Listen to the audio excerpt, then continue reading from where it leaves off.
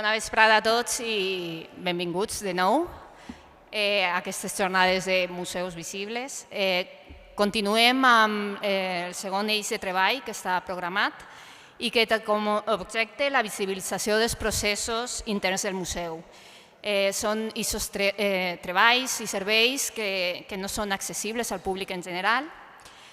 I la següent ponència tractarà concretament dels treballs del Laboratori de Conservació i Restauració del Museu, que és un treball desconegut, però no per això menys important dins del museu.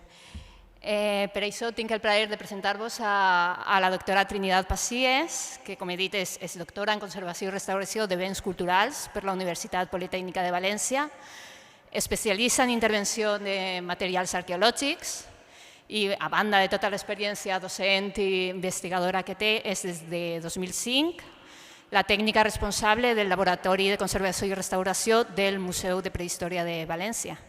Ens aproparà les estratègies de visibilització dels treballs de conservació i restauració del museu. Vos deixo amb ella. Gràcies. Muchas gracias.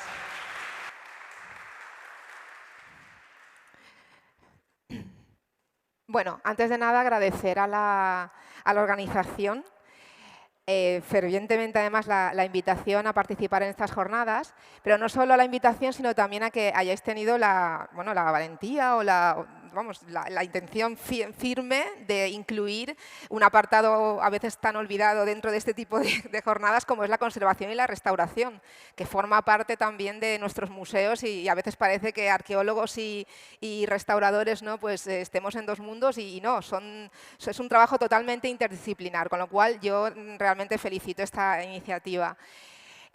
Voy a hablaros de, el título de la conferencia es Nuevos tiempos, nuevos criterios, nuevos espacios, las estrategias de visibilización que llevamos a cabo desde el Laboratorio de Conservación y Restauración del Museo de Prehistoria de Valencia. Deciros un poco, sabéis todos que la conservación es una de las funciones básicas del museo.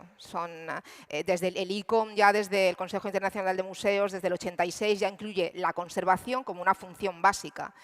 Pero ¿qué entendemos un poco por conservar? ¿Cómo explicamos a la gente? ¿Qué entendemos, ¿no?, cuando decimos que hay que conservar? Bueno, todos entendemos una serie de verbos. Hay una serie de verbos claros. Dos de ellos están perfectamente identificados. Prevenir.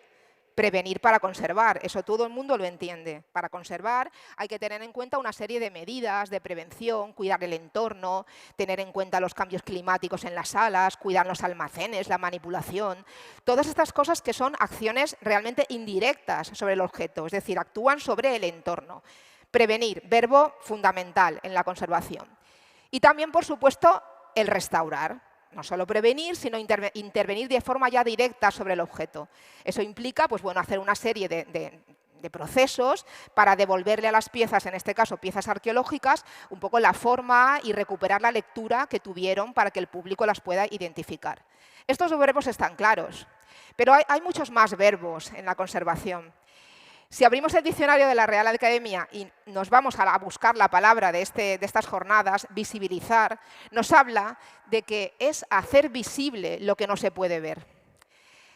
¿Realmente creéis que la conservación y la restauración es una función que la gente puede ver en los museos o se pasa un poco por alto, se da por supuesto?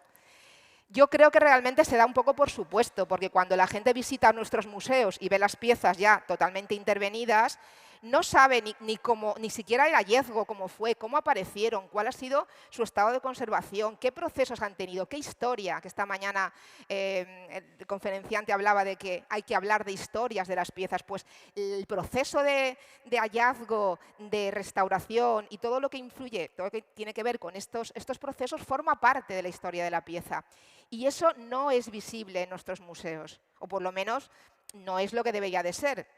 En algunos sitios todavía ya se está empezando a hacer, pero no llega a ser visible. ¿Por qué? Pues porque los laboratorios de los museos o nuestra labor permanece con las puertas cerradas por el momento. Son espacios privados, absolutamente privados. ¿Qué pasa aquí? Pues que nosotros queremos añadir unos nuevos verbos, no solo a prevenir, no solo a restaurar, sino también a difundir. Porque para conservar también hay que enseñar a la gente nuestra labor para que difundiendo este trabajo la gente pueda tomar conciencia de la importancia de la preservación del patrimonio y así lo valorará y lo cuidará mucho más. Eso es nuestro principal objetivo. Por eso apostamos desde hace algunos años porque la difusión de conservación y restauración fuera una labor que queríamos integrar dentro de nuestro trabajo. No solo dedicarnos a restaurar, a prevenir, sino difundir el trabajo. Yo esta idea la cogí, y os lo he de confesar, en las visitas que hice durante mis tiempos de predoctorales y estas cosas, ¿no? por Italia. Italia siempre ha ido un poco a la cabeza de todo lo que son los tratamientos, las iniciativas de conservación y restauración, y estuve en estancias en estos países, y yo ya, esta fotografía es de 2007, ya en los museos, en este caso el Museo Capitolino, en 2007, y estamos hablando ya de más de 15 años, había laboratorios in situ dentro de los museos donde la gente podía ver cómo el restaurador estaba interviniendo sobre diferentes piezas. Para mí esto en aquel momento era inaudito. O sea, en esos años yo aquí en España no veía nada similar, absolutamente nada similar, y me llamó mucho la atención. No solo esto, sino también, esto es el Museo Arqueológico de Palermo, también el hecho de que en los museos hubiera no solo la típica cartela donde se pusieran los datos de la pieza, información de catálogo, sino datos sobre su restauración. Y en eso en muchos museos en Italia era muy habitual encontrarte objetivo restauro y te ponían allí su panel explicativo de cómo se había hecho el trabajo de intervención. Esto que ya os digo que creo que aquí en España pues, ha tardado más en introducirse y todavía creo que tenemos que ir mejorando en este aspecto, fue lo que me hizo un poco traerlo al laboratorio del museo para intentar hacer acciones que fomentaran este aspecto, la difusión de nuestro trabajo. Y lo que hicimos fue empezar, en 2014 fue la primera iniciativa de difusión. Empezamos a hacer unas jornadas, en 2014 fue la primera jornada de conservación y restauración arqueológica. La primera que hicimos fue en relación al tema del mosaico, porque siempre intentamos enlazarlas con alguna exposición temporal que teníamos en el museo, de manera que en ese caso concreto estaba la exposición de Villa Cornelius, y a raíz de esa exposición que se expuso en las salas del museo de forma temporal, se hizo una jornada donde se explicaba, se invitaba a diferentes especialistas sobre el tema del mosaico y donde también nosotros explicábamos la intervención sobre los pavimentos, en este caso de mosaico, que se intervenían. Es unas jornadas gratuitas, absolutamente, de manera que venía público de todo tipo, pero sobre todo alumnos de la universidad, que en Valencia hay una universidad que tiene un departamento de conservación y restauración, venían profesionales de las zonas sobre todo cercanas, pero incluso de partes de España, y pues se debatía sobre estos temas, y no solo eso, sino que luego se hacía una visita a las salas. Aquí tenéis uno de los mosaicos de los pavimentos que se extrajo en la Villa Cornelius, y se hacían visitas a las salas explicando los tratamientos de intervención. No solo eso también, sino que en la propia sala, fue la primera iniciativa que tuvimos, se explicaron en algunos paneles interactivos y algunas vitrinas donde se hablaba de cómo se había hecho el tratamiento de intervención de los mosaicos, había también paneles, es decir, fue la primera vez que metimos el tema de la conservación dentro de una exposición temporal. A partir de ahí se han hecho otras jornadas de este tipo, se hacen de forma bianual, cada 2 años hacemos una jornada de este tipo, la última fue el año pasado, que esa la hicimos de manera virtual, pero nos tocará el año que viene, son jornadas absolutamente gratuitas que organiza el museo, invitamos a diferentes ponentes durante un día y una, desde luego, muy emblemática fue la exposición en torno al vaso de los guerreros. Claro, el enigma del vas. Esta obra ya de por sí es una de las joyas de nuestra colección, obviamente, obra maestra del arte ibérico, y supuso también un antes y un después en lo que es divulgar los resultados, porque no solo se hizo la jornada específica pues de forma colateral a la exhibición de la pieza, con especialistas que nos vinieron a hablar de obras emblemáticas del arte, de la arqueología, vino gente, siempre intentamos traer gente también de Europa, algún ponente de fuera de España, etcétera, sino que también dio para muchas visitas al laboratorio. en ese caso de especialistas, básicamente, que vinieron a visitar el vaso, a poder tenerlo de cerca, sin los cristales en medio. Y no solo eso, sino que también dio pie a una publicación en la que ya introducimos en estas publicaciones la necesidad de que la actividad de la restauración estuviera dentro de los catálogos. Nosotros tenemos un servicio de publicaciones pues bastante importante e intentamos desde entonces de que en los catálogos también la acción de la restauración se incluya en publicaciones para dar a conocer al público pues no solo la pieza, sino también la intervención que ha podido tener. Y en este caso también se hizo. Sin embargo, las jornadas fue el primer intento, pero fuimos un poco más allá, queríamos ir más allá. Queríamos llegar al público de forma más masiva. En 2013, aproximadamente 2013, el museo inicia, digamos, desde lo que es la unidad de didáctica, difusión y exposiciones del Museo de Prehistoria, dirigido por Santiago Grau y todo su equipo, que es una unidad muy activa en el museo, porque no solo organiza el tema de la difusión, sino también visitas a yacimientos, talleres, en todo lo que es tema de investigación para profesorado, es decir, es un grupo muy activo. Nosotros trabajamos siempre en el museo de forma interdisciplinar, de manera que cualquier proyecto se enlaza con todos los departamentos. Y en este caso, Santiago Grau, el jefe de la unidad, nos dijo, hay que avanzar un poquito en todo esto de las redes sociales. Porque las redes sociales es lo que nos va a permitir llegar a un público más masivo. Hasta ese momento estaba simplemente, el museo estaba en Facebook, en Twitter y un poco después se puso también en Instagram, ¿vale? Pero todavía no había un proyecto serio. En 2013 se crea de forma teórica ese primer proyecto, pero realmente se empieza a materializar a partir de 2017, que es el año en el cual ya se habla con un community manager que nos gestione el tema, se crea el hashtag MUPREVA, nuestro hashtag es hashtag MUPREVA, y se hace una calendarización, un calendario de publicaciones, de post, de manera que cada día de la semana un servicio va a ofrecer una noticia sobre lo que hace en ese servicio, de manera que los lunes un día es SIP, el Servicio de Investigación Prehistórica, el siguiente es Yacimientos, Restaura MUPREVA, que es nuestro hashtag, está los miércoles, los jueves Biblioteca y Difusión Didáctica los viernes, y el fin de semana para noticias varias. Se hace ese calendario y a partir de ahí empezamos a funcionar los diferentes equipos.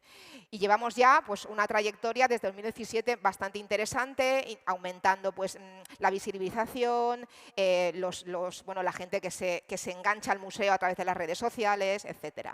Yo simplemente os voy a hablar de lo que hacemos dentro de este trabajo de redes sociales desde el laboratorio. Pero ya os digo que somos trabajos interdisciplinares y hay muchos departamentos y todos trabajan con esta misma filosofía de aportar valor al museo ofreciendo contenidos de calidad y contenidos expertos al público que nos sigue. En el laboratorio lo que sí que hacemos son diferentes contenidos. Por ejemplo, uno de esos contenidos, el volumen,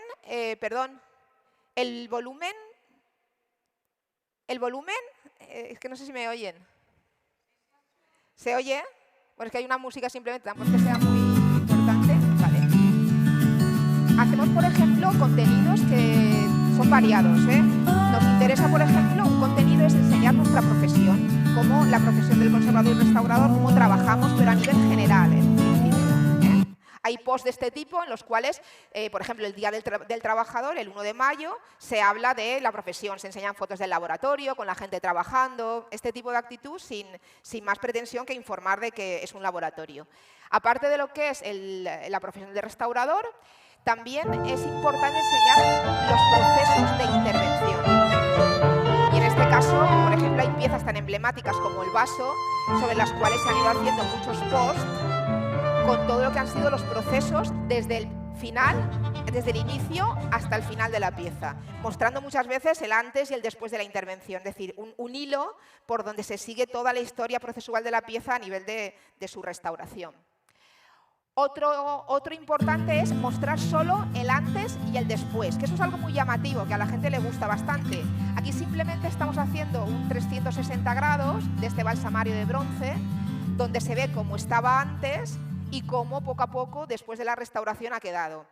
Intentamos siempre hacer vídeos que sean muy visuales, que la gente le atraiga, obviamente, tienen que ser cortos, hay una serie de requisitos para todo esto. Pero bueno, este es un contenido que a la gente le llama mucho la atención porque ve un antes y un después de forma muy rápida, muy visual. También intentamos explicar algunas metodologías, algunas técnicas de intervención. Este, por ejemplo, es un post de cómo hacemos la reintegración cromática de las lagunas con el aerógrafo y cómo quedan luego los acabados. Y así la gente pues, puede ver un poco, ¿no?, ciertos procesos muy específicos. Otros apartados son el tema de la conservación preventiva, a la cual le damos mucha importancia. Y aquí estamos enseñando al público cómo fabricamos una caja de conservación. Donde en este caso estamos guardando pues, unos materiales óseos de la Bastida de les Alcuses, como además les enseñamos que colocamos dentro de estos recipientes unos botes con gel de sílice que nos sirve para absorber la humedad, y cómo además lo monitorizamos con unos sensores que nos dicen que la humedad, en este caso concreto, está alrededor de 50%, que es la humedad pues, idónea para estos casos. Y así le enseñamos a la gente que la labor de prevención es muy importante para conservar estas colecciones. Incluso de forma más analítica, o sea, ya incluso estudios analíticos que hacemos, ya es un tema más científico, pero también nos vienen a visitar a veces profesionales de la universidad donde nos hacen estudios analíticos y también lo comunicamos a la gente. Esto fue el análisis de un cultivo biológico de unos hongos que aparecieron en unos materiales de hierro, y estos hongos, pues vino una técnica de la universidad para poder hacernos el estudio analítico, y son cosas que también mostramos. Hay temas de más expertos y temas más ligeros, ¿no? Intentamos abarcar a todo tipo de públicos que le puede interesar las funciones que hacemos en el laboratorio. También la labor que hacemos en exposiciones temporales, la labor de conservación justo para lo que es control de medio ambiente, fabricación de soportes, en caso concreto de exposiciones temporales.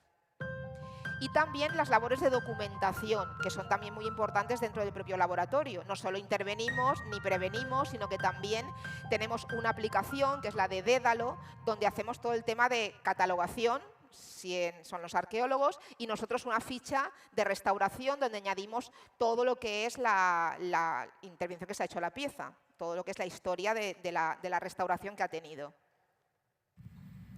Hemos creado además algunos hashtags específicos, como es el de Racons Mupreva, donde enseñamos pequeños rincones. Es como abrir una puerta y enseñamos pequeños rincones escondidos. Esto, por ejemplo, es el rincón de la estufa, una estufa de desecación, donde colocamos las cerámicas después de un proceso de agua, de acuoso, para que se sequen. Y entonces estamos enseñando la estufa. Es el hashtag de Racons. Y siempre, como habéis podido ver, lo acompañamos con un texto donde se explica brevemente lo que estamos enseñando en los vídeos o en las fotos. Y el otro hashtag es el Repte Mupreva, porque intentamos siempre que se interaccione con la gente, que la gente participe. Esto, por ejemplo, en Instagram pues era unos stories donde se ponía pues, el Repte Mupreva.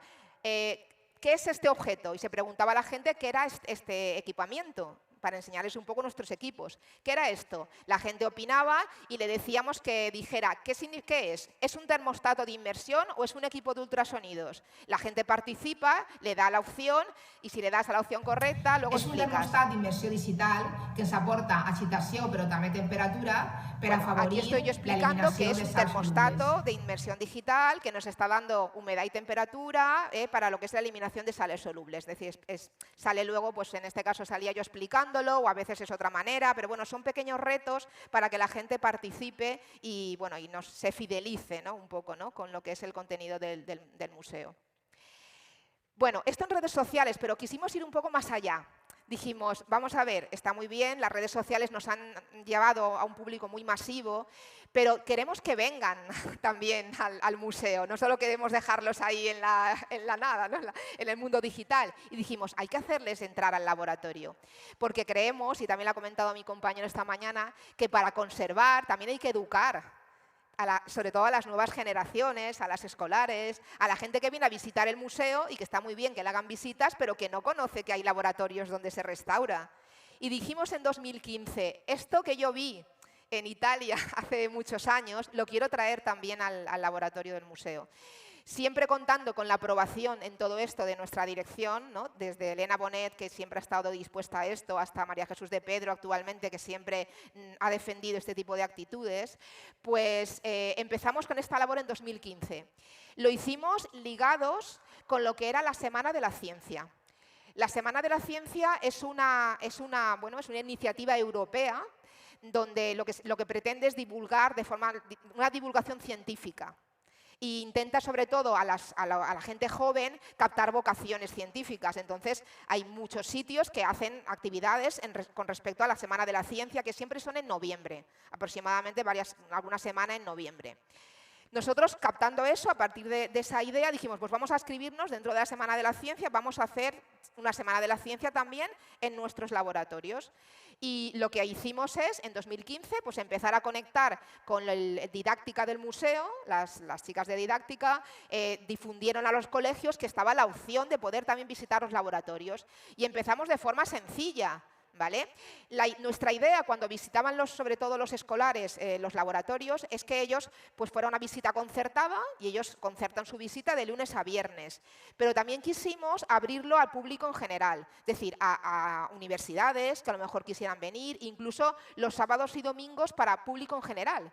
Gente que viene al museo el domingo y que se le ofrece que ese domingo hay una visita al laboratorio si le apetece hacerla. Es decir, para no cerrarnos solo al tema escolar. Pero bueno, sobre todo vienen visitas de escolares, pero también, ya os digo, vienen adultos, asociaciones, etcétera. ¿Y cuáles son un poco los criterios que nosotros queremos transmitir o los contenidos que queremos transmitir cuando la gente viene al laboratorio? Primero, hablarles de la profesión, de nuestra profesión, cuál es, para que la gente lo sepa y la conozca, y de los criterios, también algunos criterios les hablamos, ¿no? de lo que es los criterios de la conservación y la restauración. Y aprovechamos para meterles un poquito algo de lo que ha sido la historia del laboratorio, porque ha tenido una historia. También les hablamos de los materiales que restauramos, para que conozcan cuáles son los principales materiales arqueológicos, y sobre sus alteraciones, para que vean que no salen como los ven en la vitrina, sino que salen con muchísimos problemas. Por supuesto, también les hablamos de los procesos de intervención y les enseñamos ciertos equipamientos, algunos equipos con los que nosotros trabajamos. Y, por supuesto, nos interesa también luego decirles que nuestra labor no se acaba ahí, sino que también prevenimos, también documentamos, y una labor también, que no es una labor, pero es una cuestión importante que nos interesa también educarles, es en la seguridad laboral, que nosotros tenemos una serie de equipos para trabajar con seguridad, porque bueno, hay que concienciarles también en que hay que trabajar con ciertas medidas de seguridad. Eso siempre nos interesa también comentarlo. Bien. Pues ya os digo que esto empezó en 2015 y empezamos varios años con visitas presenciales. Llegó un momento, o sea, aquí siempre intentamos sobre todo que haya interacción con la gente, con los chavales, de manera que siempre estamos preguntando, hacemos juegos de adivinanzas, dime tú lo que quieres, a ver qué opinas de esto. Es básico la interacción con los niños y con los adultos, siempre es un diálogo. Pero ya os digo que llegó un momento en que llegó en tiempos de pandemia, cuando llegó ya el 2019, llegó la pandemia, obviamente se tuvieron que cerrar los laboratorios, pero nos planteamos, bueno, ¿qué vamos a hacer? ¿Abandonamos esto hasta que se pueda esto? No, vamos a hacer unas reuniones online, vamos a lanzarlo de forma online. Y dijimos, bueno, pues si la gente no puede venir al museo, vamos a ir nosotros a las clases, en este caso concreto. Y empezamos con lo que son las visitas online. De manera que yo pues estaba delante de la pantalla e iba enseñándole las cosas a los colegios que se iban conectando. Fue una labor, o sea, una experiencia muy gratificante. La verdad es que dijimos, bueno, pues vale, no pueden venir, pero vamos a ir allí, y nos dimos cuenta que la gente, de forma muy masiva, los colegios les interesaba que hiciéramos la actividad, porque teníamos la facilidad de conectarnos con 4 o 5 clases a la vez. Desde un colegio podían diferentes clases conectarse, incluso niños que estaban en su casa confinados se conectaban también a la actividad. Es decir, nos dio la posibilidad de decir, bueno, esto es una opción real, que de hecho no tiene que acabar, no tiene que acabar. Y fue fantástico, ya te digo, porque está muy bien que vengan al museo, pero obviamente hay niños que no pueden llegar. Yo me he llegado a conectar con gente de Perú, con gente de Navarra, con gente del País Vasco, con muchos sitios que me han pedido pues una visita online. Y eso tiene su parte muy buena, muy buena. Toda esta actividad la verdad es que ha tenido repercusión en la prensa, las visitas presenciales lo tuvieron, pero sobre todo las visitas online.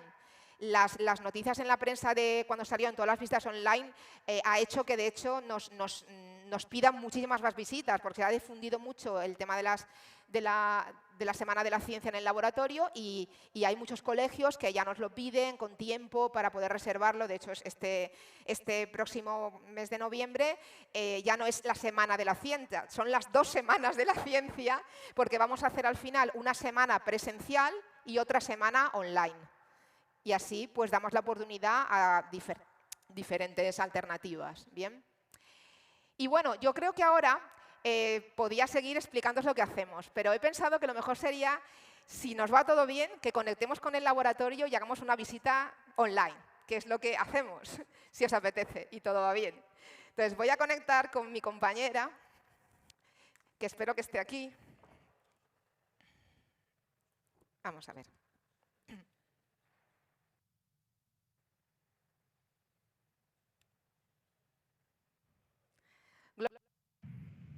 Hola, buenos días.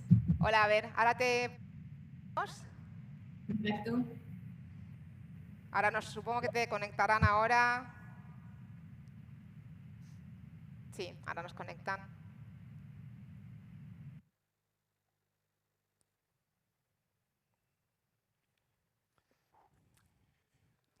¿Tengo que darle yo? Ah, sí, vale, pues sí, hazle.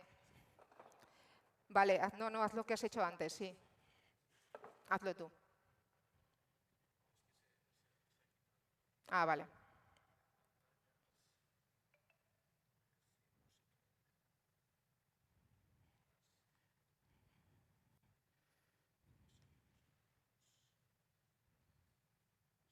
Ya está.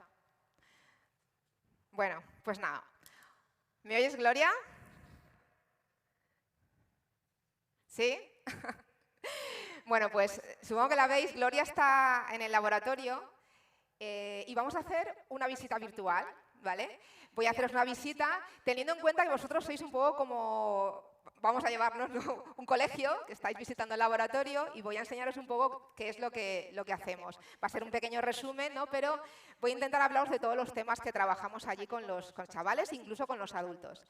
Bueno, Gloria, os la presento, es una chica que está ahora de prácticas en el laboratorio, es una chica del proyecto Erasmus, que viene de Italia, y actualmente está conmigo, pues, bueno, formándose en lo que es la conservación y la restauración.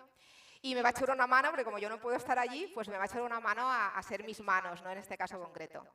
Bien, pues nada, bienvenidos al Laboratorio de Conservación y Restauración del Museo de Prehistoria de Valencia. Nosotros no somos una institución joven, sino que ya llevamos muchos años en este tema.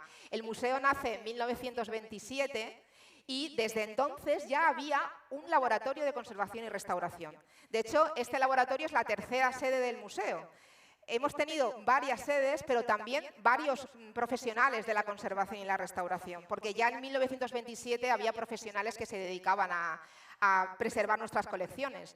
Era obviamente gente autodidacta, que no tenía ni siquiera la profesión como la que tenemos ahora, pero gracias a ellos se han podido conservar todas las colecciones que tenemos en este momento, o sea que siempre les hacemos un homenaje. Y bueno, voy a explicaros un poco la conservación y la restauración en qué consiste. Bueno, pues básicamente pensaréis que es esto, ¿no? Restaurar, devolver la forma a los objetos que tenían, un poco para reconocer su lectura. Bueno, Gloria nos va a enseñar una serie de dibujos para que lo tengamos todo perfectamente claro. Vale, el primer dibujo es el de el arqueólogo. ¿Qué hace el arqueólogo? Pues llega a la excavación, excava y se encuentra diferentes objetos. Claro, cuando aparecen los objetos están tan sucios, tan rotos, oxidados en muchos casos, que es imposible a veces reconocerlos. ¿Qué hacemos entonces? Bueno, pues cogemos los objetos y el arqueólogo, con mucho cuidado, nos lo trae al laboratorio de restauración. Y allí nosotros, en nuestras mesas de operaciones, pues los colocamos para poder devolverles un poco el aspecto que tenían. De hecho, trabajamos mucho, luego lo veréis, como si fuéramos médicos. ¿Y por qué lo hacemos? Pues para que después de esto vosotros podáis ir al museo y podáis ver las piezas en las vitrinas y podáis realmente reconocerlas. Por eso han tenido que pasar por este laboratorio. Os decía un poco que nosotros somos un poco como los médicos del arte. Veis cómo Gloria lleva su bata, lleva sus guantes puestos y trabajamos con mucha herramienta médica. Fijaros, tenemos bisturís, que es el bisturí, la herramienta básica en nuestro trabajo, porque es con el que a veces limpiamos algunas concreciones y es la herramienta que el cirujano lleva en sus salas de operaciones y nosotros también lo utilizamos. También estamos con estos pequeños hisopos que llevan un algodón, estos bastoncillos, con los cuales os limpiáis las orejas a menudo vosotros, ¿no? Pues nosotros los utilizamos impregnados en algún disolvente para limpiar también con mucho cuidado las piezas. Incluso trabajamos con jeringuillas, porque a veces les metemos inyecciones a las piezas. Cuando tienen a lo mejor alguna grieta, nosotros ponemos un producto consolidante e inyectamos ese producto para que la pieza, pues bueno, se conserve perfectamente. Bien, pues ahora vamos a enseñaros un poco cuáles son los materiales que trabajamos en este laboratorio. Son materiales procedentes de excavaciones terrestres. Eso lo he de decir porque no trabajamos con materiales procedentes del subacuático, sino que son yacimientos que tenemos aquí en el museo, con los cuales los arqueólogos van a excavar y que nos traen aquí los materiales. El material más abundante en cualquier excavación arqueológica es la cerámica. Y la cerámica la tenemos muy abundantemente en el laboratorio. Vamos a hacer un pequeño juego con el tema de la cerámica para que me adivinéis si os enseño una foto, el antes y el después. Fijaros, aquí mi compañera tiene esta foto de una pieza que está ahí en la mesa y que tenéis que reconocer. Pero esta fotografía es antes de la restauración y ya la tenemos ahí en la mesa restaurada. Bueno, aquí los niños opinan y siempre adivinan o no que es esa pieza que tienen ahí. Esa especie, ¿no? Esa vasija de la Areta de Castellar, que es de época de la Edad del Bronce, y que veis el cambio tan grande que ha pegado. Es decir, ¿cómo estaba antes? El arqueólogo nos la trae fragmentada absolutamente, muy sucia, así de rota, es decir, que no la reconocemos, así no se puede poner en un museo. Tiene que pasar por nuestro laboratorio para que nosotros hagamos la reconstrucción de la pieza y luego se pueda exponer. Bien, una pieza así, calcular que nos puede costar de 3 a 4 meses de trabajo, o sea que es un tiempo bastante considerable, porque ya os digo que nosotros somos una profesión que tenemos que tener muchísima paciencia. Si vosotros tenéis paciencia podréis ser restauradores, si no, me temo que tendréis que escoger otra profesión. Bien, aparte de esa cerámica os voy a enseñar otra fotografía. Fijaros, esta de aquí. También la tenemos en la mesa. No sé si podéis ver bien, pero tiene algunos agujeros. El color ha cambiado totalmente y es esta pieza que tenemos ahí enfrente. Fijaros, es una pieza aparecida en el yacimiento de la Lloma de Betxí, en Paterna, que también es un yacimiento que gestionamos desde el museo. Y veis que tiene estos agujeros. Ha cambiado totalmente de color porque tenía toda la tierra adherida y nosotros la hemos limpiado. Pero sí que me gustaría que me dijerais si alguien sabe qué función tenía esta pieza, para qué podía servir. Muy bien, es una quesera, se utilizaba para la fabricación del queso. Perfecto. Bien, vamos a dejar ya los materiales cerámicos y vamos a hablar de otro tipo de material, en este caso los metales. También tenemos muchos metales en el laboratorio, muchos materiales, objetos realizados en metal. Por ejemplo, aquí tenemos una punta de flecha. Esta punta de flecha está hecha de hierro. El hierro y todos los metales tienen problemas fuertes de corrosión. Cuando se conservan en un ambiente con mucha humedad, se deforman, se corroen y aumentan incluso de volumen y los objetos pueden llegar a deformarse tanto que no se reconozca cómo es la pieza. Entonces nosotros tenemos que actuar con la limpieza de forma muy controlada para intentar recuperar la forma de cada objeto. Aparte de este objeto de hierro, tenemos también otro objeto de bronce, de otro metal que es de base cobre, otro de los metales muy habituales en la época antigua. Esta pequeña campanita, veis que tiene un color diferente, es un tono verde, pero es un tono verde muy fosforito, muy fuerte.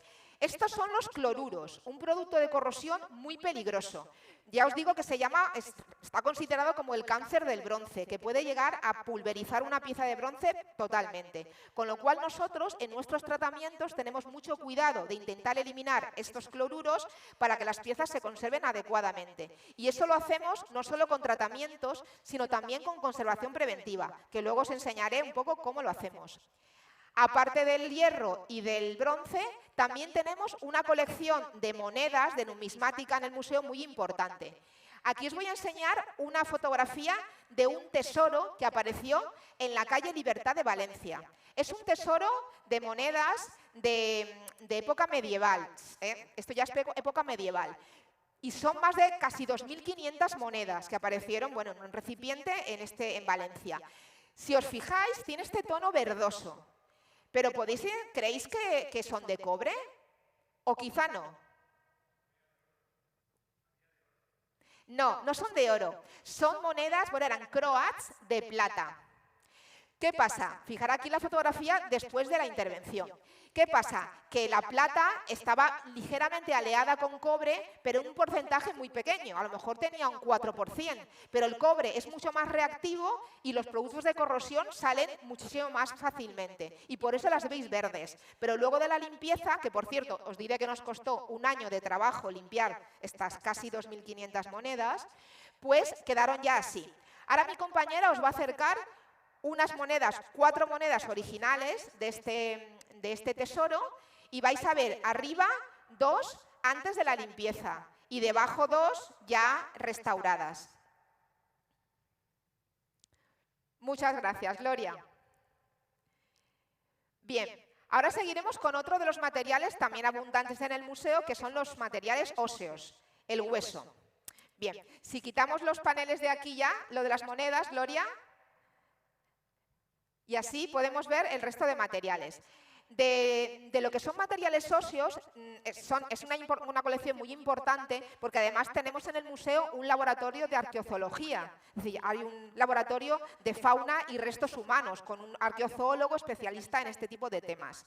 Bien, de material óseo, de hueso, no solo tenemos, por ejemplo, objetos fabricados en hueso.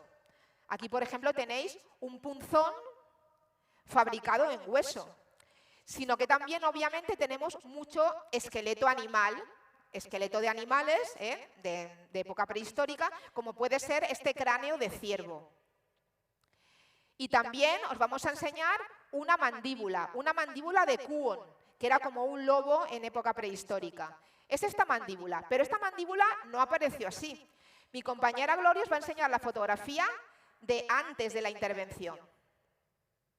Fijaros, la mandíbula estaba así, estaba rota, estaba absolutamente llena de una incrustación bastante dura y los dientes no se veían para nada. ¿Cómo creéis que nosotros hemos limpiado los dientes a esta mandíbula? Pues fijaros, con la misma herramienta que os limpian a vosotros los dientes los dentistas, que es un lápiz de ultrasonidos. Es la misma herramienta que nosotros en este caso concreto utilizamos para limpiar los dientes a animales como este Kuon. Aparte de esto, el último material que os vamos a enseñar es la piedra, que también es un material que muy a menudo nos llega al laboratorio, ya sean inscripciones o esculturas fabricadas en piedra. Pero aquí lo que tenemos es un pequeño resto de un mosaico. Un mosaico, que veis aquí, este pequeño fragmento, es un mosaico que forma parte del mosaico de los orígenes de Roma, que está expuesto en la sala permanente de Roma de nuestro museo. Vais a ver ahora la fotografía. Así es tal como está en nuestras salas. Fue además un trabajo de intervención que duró bastante tiempo, aproximadamente un proyecto de 2 años, desde lo que es la extracción en el yacimiento, la excavación, los procesos de extracción, los de restauración y musealización en nuestras salas. Es decir, fue un periodo muy amplio y os invitamos, por supuesto, a que vengáis a nuestro museo para poder visitarlo en directo. Claro, que seguro que os va a encantar. Bien. Una vez ya enseñados los materiales, creo que ahora sería, ¿verdad, Gloria?, interesante que nos fuéramos a dar una vuelta por el propio laboratorio. Entonces, cogemos el ordenador y os voy a enseñar 2 partes distintas de nuestro laboratorio para que veáis dónde trabajamos. Al primer sitio al que vamos a ir es a la zona donde estamos trabajando un objeto de hierro, como os dije antes. En este caso es ¿veis? Es también un objeto de hierro, una punta de lanza, que está fragmentada y que tiene muchos problemas de oxidación. De hecho, tiene incluso algunos metales adheridos a la punta de lanza, mucha deformación por todo lo que es el proceso de corrosión.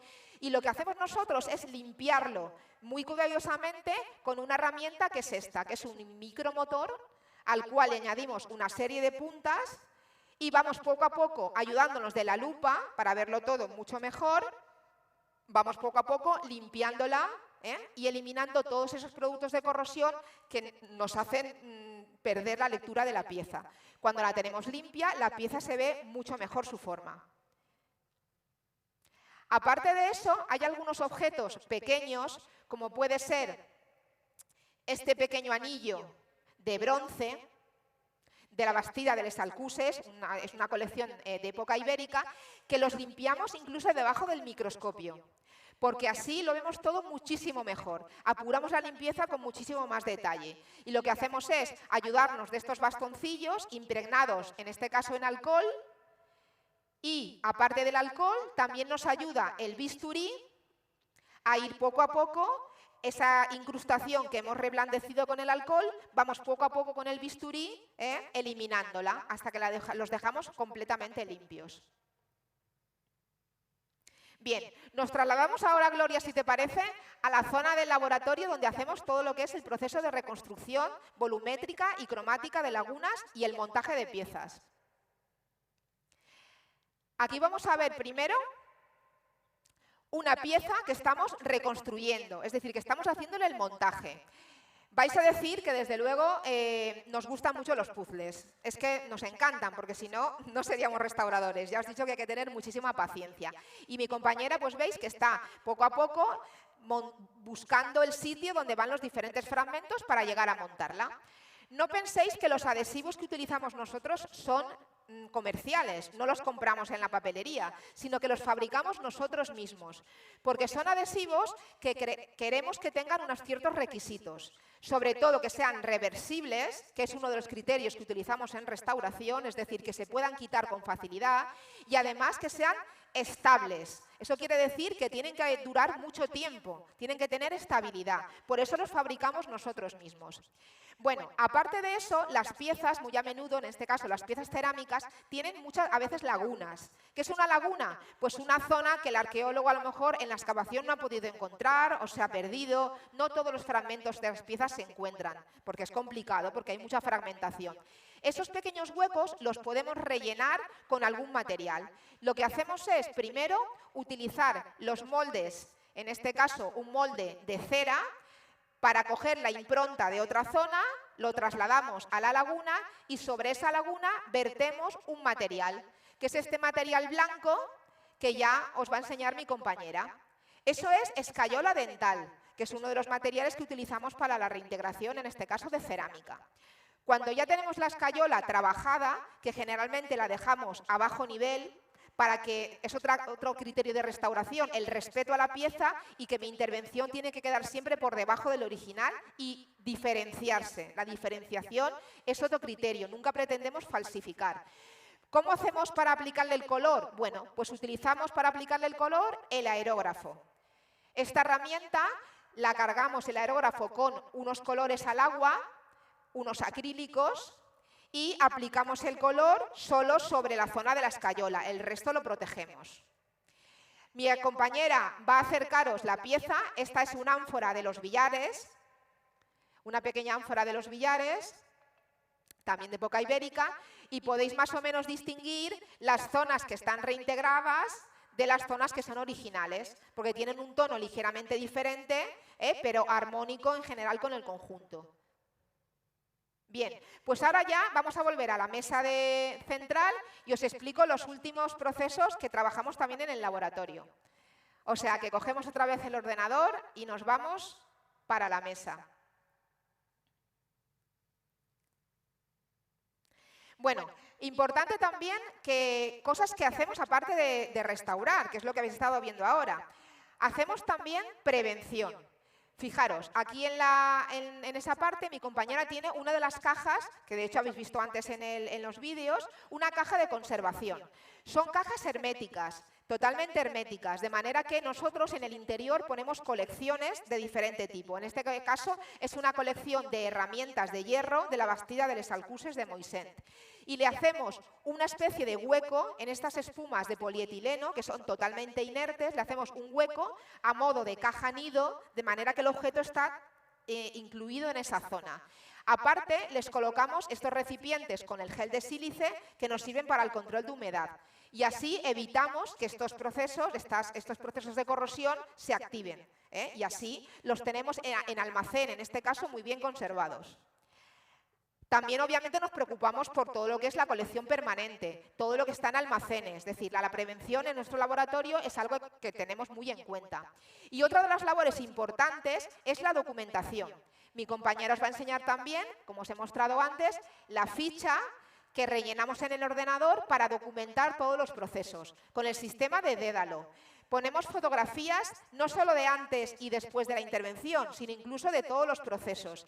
Y todos los que son la descripción de los productos que utilizamos, el porcentaje, cuánto tiempo ha durado la restauración, quién la ha hecho, todo para que en un futuro los futuros restauradores que vengan puedan saber esa información y les sea más fácil conocer la historia de la pieza. Estas fichas tienen además un número y van siempre ligadas a las fichas de catálogo de la pieza, que son las que realiza el arqueólogo. Y para acabar, comentaros también que nos preocupa mucho en el laboratorio lo que es la seguridad laboral. Nosotros trabajamos algunas veces con productos que pueden ser tóxicos para nosotros e incluso para el medio ambiente, de manera que tenemos nuestros equipos de protección individual, nuestros EPIs. Por ejemplo, nuestras mascarillas, que son bastante más aparatosas de las que habéis utilizado todos vosotros, o nuestras gafas de protección, cuando trabajamos en el micromotor o en alguna cosa que nos puede saltar a los ojos. Y también, por ejemplo, allá al fondo tenemos una campana de manipulación de tóxicos. Eso es un lugar que tiene como un gran aspirador, de manera que nosotros ahí ponemos simplemente las manos y podemos ir trabajando sin respirar los gases que pueden ser tóxicos para la salud. Incluso también en la mesa tenemos unos extractores localizados, que también sirven como aspiradores para absorber esos gases tóxicos. Y, por supuesto, cualquier producto que nosotros utilizamos y que ya lo queremos desechar, nunca se tiran a la pila. Eso absolutamente prohibido porque puede ser muy contaminante. Tenemos una empresa que nos recoge esos residuos, nosotros los hemos antes colocado en recipientes específicos que van bien etiquetados y esta empresa viene, nos los recoge y los gestiona. Y ya hemos acabado con la visita. Y a partir de aquí voy a darle las gracias y creo que vamos a darte un aplauso todos por...